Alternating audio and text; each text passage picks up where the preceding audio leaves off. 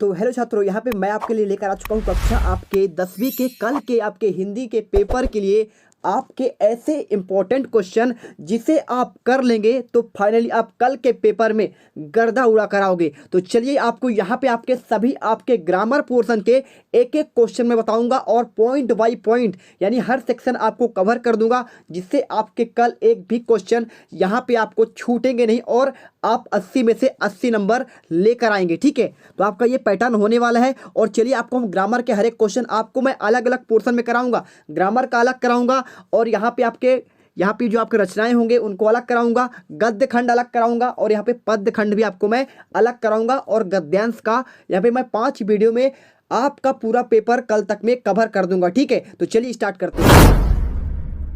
तो ये आपका एमपी के द्वारा जारी किया गया आपका ये उत्तर बैंक है। ठीक है, 2021 का यानी इस साल का। तो जल्दी से देखिए, आपके यहाँ हर एक क्वेश्चन आप देख लीजिए। पहला आपका क्वेश्चन यहाँ पे है, वीर रस की आपको परिभाषा उदाहरण सहित लिखना है। तो आपको क्या करना है, आपको वीर रस का परिभाषा पढ़ना है।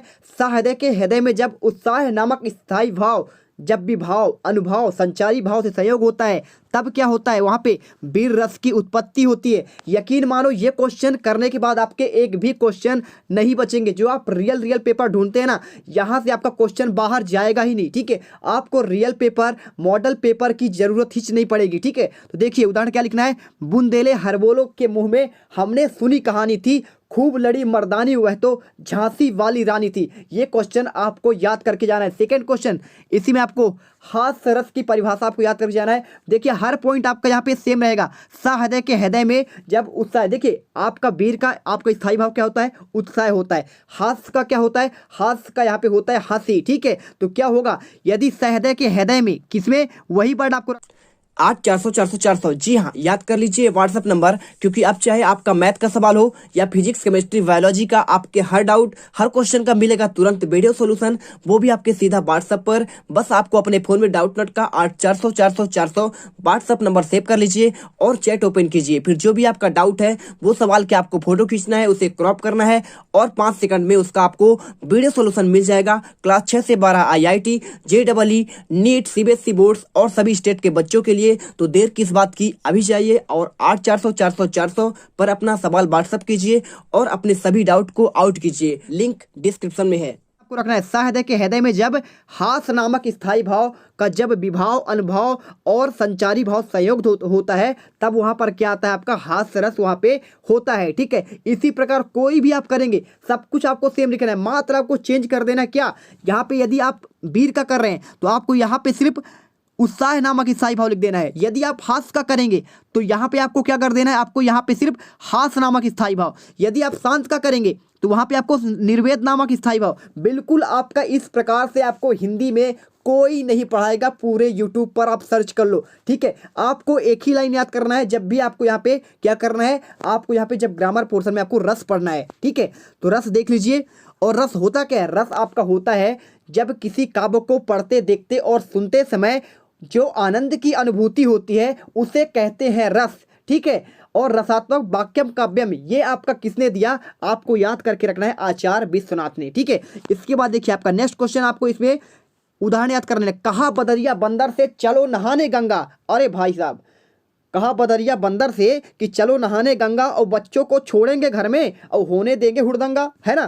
तो ये इतना आपका कितना हंसी वाला है। देखिए हंसी आ रहा है कि नहीं आ रहा है, आपको हंसी आएगा, है ना, क्योंकि बच्चों को छोड़ दिया उन्होंने और चले गए करने हुड़दंगा, है ना। इसके बाद देखिए आपका नेक्स्ट क्वेश्चन क्या है, यहाँ पे शांत रस की आपको परिभाषा लिखना है। तो शांत रस आपको सेम रखना है, उसका स्थायी भाव आपको यहाँ पे निर्वेद लिख देना है, बाकी सब कुछ सेम।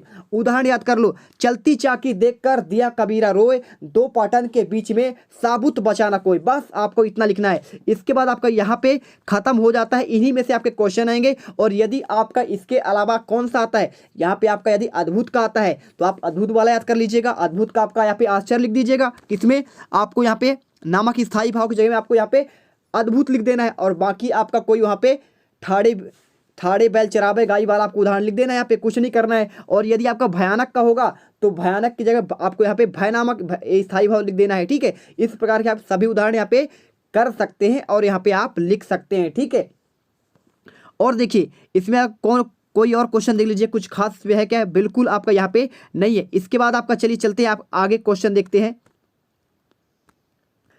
तो वीडियो अच्छी लगे तो वीडियो को दिल से लाइक कर दो, चैनल को सब्सक्राइब कर दो। और यहाँ पे आपको अगला आपका पार्ट छंद वाला, छंद के सारे क्वेश्चन क्लियर करेंगे। पहला आपका यहाँ पे हरि गीत का छंद का आपको परिभाषा और आपको यहाँ पे इसका उदाहरण लिखना है। तो उदाहरण क्या है आपका यहाँ पे, आप इस ये एक आपका सममात्रिक छंद कहलाता है। इसके प्रत्येक चरण में क्या होता है आपका यहाँ पे देखिए 16-12 पर आपका यति होता है, यानी 16 और पहले वाले में आपको यहाँ पे 16 होंगे, इसको गिनेंगे तो यहाँ पे आपका 12 होगा। ठीक है, टोटल आपके 28 मात्राएं होते हैं। बहुत अच्छा आपका यहाँ पे एक उदाहरण है, कौन सा वाला आपका, हे प्रभु आनंद दाता ज्ञान हमको दीजिए, लीजिए हमको शरण में हम सदाचारी बने। ये वाला आप जो है याद कर सकते हैं, इसमें बिल्कुल आपका सरल आपका है, पहले से याद होगा। इसके बाद देखिए आपका यहाँ पे नेक्स्ट क्वेश्चन, दोहा की परिभाषा। तो दोहा में क्या होता है, प्रथम और तृतीय में आपका 11-11 13-13 मात्राएं और द्वितीय और चतुर्थ में 11-11 मात्राएं होती है। आपको ये याद करके रखना है। और इसमें आपको कोई भी आप इसमें चाहे दोहा आप लिख सकते हैं, कौन सा, कबीर दास का कोई भी एक दोहा आप लिख सकते हैं। रहीमन पानी राखिए बिल पानी सब सुन, पानी गए न उबरे मोती मानस शून। ये आपका यहाँ पे श्रेष्ठ अलंकार का उदाहरण भी हो जाता है और आपको उसमें दोहा भी यहाँ पे आपका उदाहरण हो जाता है। दोनों आपका फिट बैठ जाएगा, गिन के देख लीजिएगा। ठीक है, इसके बाद चाहे तो आप ये वाला भी याद कर सकते हैं। इसके बाद आपका मोस्ट इंपॉर्टेंट उल्लाला छंद किसे कहते हैं, तो इसमें आपका 15 और 13 पर यहाँ पे यति होती है, टोटल आपका 28 मात्रा होगा। ठीक है, इसके बाद देखिए आपका ये क्या है, करते अभिषेक पयोद है बलिहारी इस देश की, हे मातृभूमि तू सत्य है सगुण मूर्ति सर्वेश की। आपको ये उदाहरण याद करके जाना है। इसके बाद आपका अतिशयोक्ति अलंकार का हनुमान वाला। ठीक है, हनुमान की पूंछ में लगन न पाई आग, लंका सारी जल गई और गए निशाचर भाग। ये क्वेश्चन आपको याद करके जाना है। क्या होता है, किसी वस्तु को जब बढ़ा चढ़ाकर वर्णन करते हैं वहां पे आपका अतिशयोक्ति अलंकार होता है। इसके बाद आपका यहाँ पे अन्योक्ति अलंकार, बहुत सिंपल सा है, कैसे याद करना है आपको, इस प्रकार से जब कहीं भी क्या होता है यहाँ पे अप्रस्तुत कथन के द्वारा प्रस्तुत का बोध हो, यानी क्या होता है, कह कुछ और रहे और कर कुछ और रहे। ठीक है, समझने देखिए, माली आपत देखकर कलियन करी पुकार, क्या करी, माली को आपत देखकर कलियन को करी पुकार, फूले फूले चुन लिए और काल हमारी बात। ठीक है, आपको ये याद कर लेना है। इसके बाद देखिए आपका यह नेक्स्ट क्वेश्चन,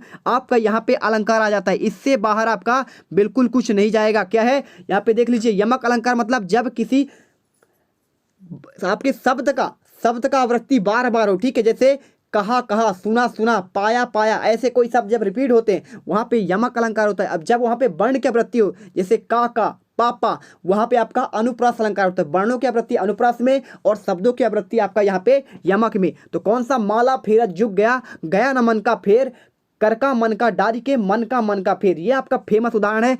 ठीक है, इसको कर लीजिएगा। इसके बाद आप चाहें तो वो वाला, कनक कनकते सोगोनी माँ दक्ता दिखाए, नर खाए बोरा या वह पाए बोरा, आपका ये उदाहरण ले सकते हैं। तो देख लीजिए आपका ये क्वेश्चन है। इसके बाद चलते हैं आगे, कुछ आपके नेक्स्ट आपके यहाँ पे आपको मैं सिर्फ ग्रामर इसमें बताऊंगा।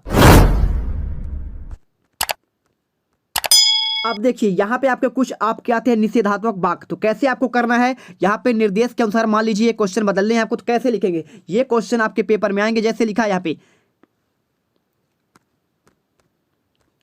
देखिए क्वेश्चन पढ़िए, यहाँ पे लिखा है वह मेरा मित्र है, इसे आपको निषेधात्मक वाक्य में बदलना है। तो निषेध मतलब नहीं का प्रयोग करना है, वह मेरा मित्र नहीं है, नहीं लगा देंगे तो आपका निषेधात्मक बन जाएगा। और यहाँ पे क्वेश्चन दिया है छात्र पुस्तक पढ़ रहा है, तो आपको प्रश्नवाचक बनाना है। तो प्रश्नवाचक में आपको क्या जोड़ना पड़ता है, क्या छात्रा पुस्तक पढ़ रही है, देखिए आपका बन गया ना। और यहाँ पे आपका विस्मयादि बोधक, यानी आपका ओ आ ऐसे वाले क्वेश्चन है ना, यानी आश्चर्यचकित वाले क्वेश्चन, दुख वाले क्वेश्चन, समझ लीजिए कैसे। जैसे लिखा है सीता गाना गा रही है, तो आप बोल देना वाह आहा आहा सीता गाना गा रही है, या फिर आप वाह सीता गा रही है, आपको इस प्रकार से लिख देना है। ठीक है, इस प्रकार आपको यहाँ पे करना है।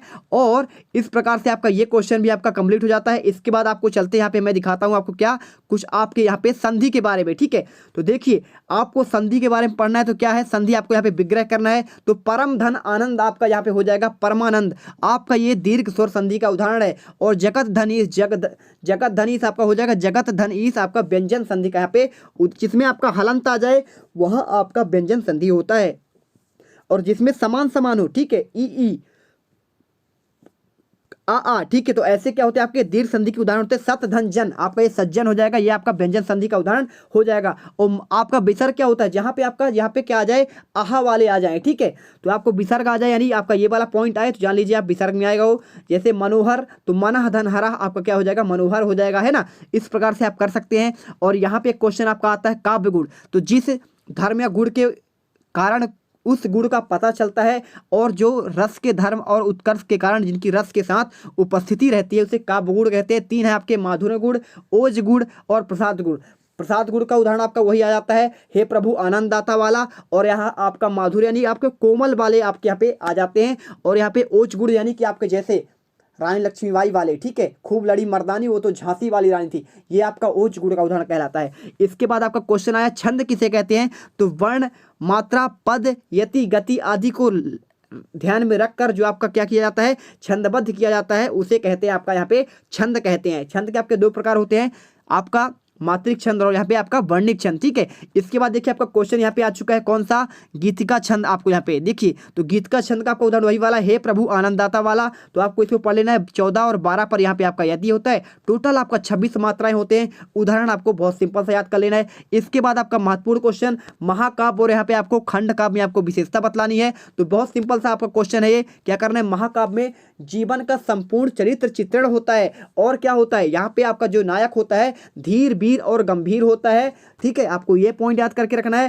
साथ में यहाँ पे आपको क्या करना है, यहाँ पे इसमें आपको शांत, वीर और श्रृंगार रसों में किसी एक रस की प्रधानता होती है ना, और इसमें अनेक छंदों का प्रयोग होता है। और यहाँ पे उदाहरण आपको कौन सा, रामचरितमानस का यहाँ पे आपका तुलसीदास, और कामायनी के यहाँ पे जयशंकर प्रसाद आपको याद करके जाना है। खंड का आपका देखिए, तो खंड का मतलब क्या होता है, यहाँ पे किसी एक घटना का, जीवन के संपूर्ण चित्रण यहाँ नहीं होता है, यहाँ पे किसी एक भाग का घटना का वर्णन किया जाता है, यहाँ आपको कहलाता है खंड काव्य। जैसे आपने पढ़ा होगा पंचवटी मैथिली शरण का, सुदामा चरित आपका नरोत्तम दास का, और यशोधरा आपका यहाँ पे मैथिली शरण गुप्त का ही है ना।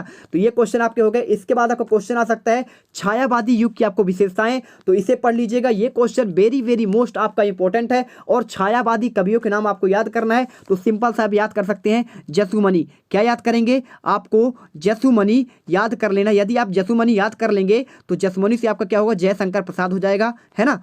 इसके बाद आपका यहाँ पे अगला क्या हो जाएगा, सु से सुमित्रा नंदन पंत हो जाएगा। इससे आपका देखिए छायावादी कवियों के नाम याद हो जाएंगे।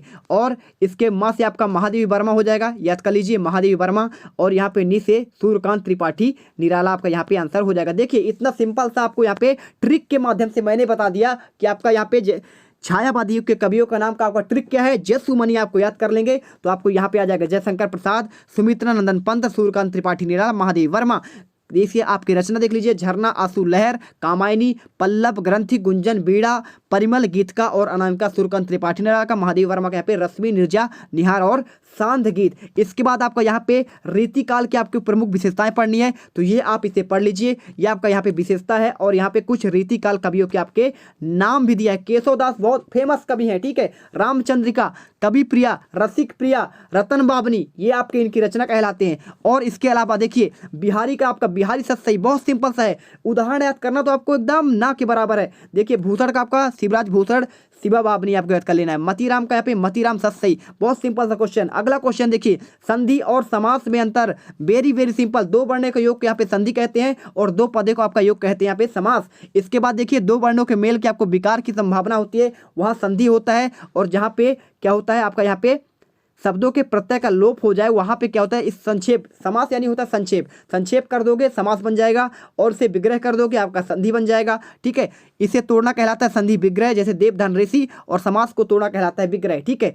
चरित्र का चित्रण, चरित्र चित्रण आपको ऐसे लिखा है, ठीक है। इसके बाद महाकाव्य और खंड काव्य में आपको अंतर आता है, बहुत अच्छा क्वेश्चन है, इसे याद करिए और रट कर एकदम लेके जाइए। ये क्वेश्चन आपका आने वाला है, ठीक है। आपको सब पॉइंट आपको याद कर लेना है, ठीक। तो ये आपके क्वेश्चन हो गए। आपका अगला क्वेश्चन यहाँ पे शब्द गुण क्या है, इसकी आपको परिभाषा देखिए, ओज, प्रसाद और माधुर्य, ठीक है। ये सभी आप याद कर लीजिए। इसके बाद देखिए आपका नेक्स्ट क्वेश्चन यहाँ पे आपके मुहावरा, और यहाँ पे आपको लोकोक्ति में आपको अंतर लिखना है। सिंपल सा क्वेश्चन, मुहावरा वाक्यांश होता है और लोकोक्ति पूर्ण होती है। मुहावरा किसी वाक्य या वाक्यांश में जुड़कर अपना भाव प्रकट करते हैं, लोकोक्ति क्या होता है, भाव प्रकट करने के लिए वाक्यांश की आवश्यकता नहीं होती है। मुहावरा पूर्ण स्वतंत्र नहीं होता, लोकोक्ति पूर्ण स्वतंत्र होता है। इसके बाद क्वेश्चन देख लीजिए, आपका यहाँ पे दृश्य काव्य और श्रव्य काव्य में आपका अंतर है। इसके बाद आपका यहाँ पे ये श्रव्य काव्य मतलब आपको जो सुनकर आपको यहाँ पे आनंद की अनुभूति लिया जाता है, श्रव्य काव्य कहलाता है। और दृश्य काव्य आपको 2 रंगमंच पर देखकर नाटक देखते हैं, ये आपका कहलाता है एकांकी, आपका कहलाता है दृश्य काव्य। इसके बाद कहानी और उपन्यास में अंतर,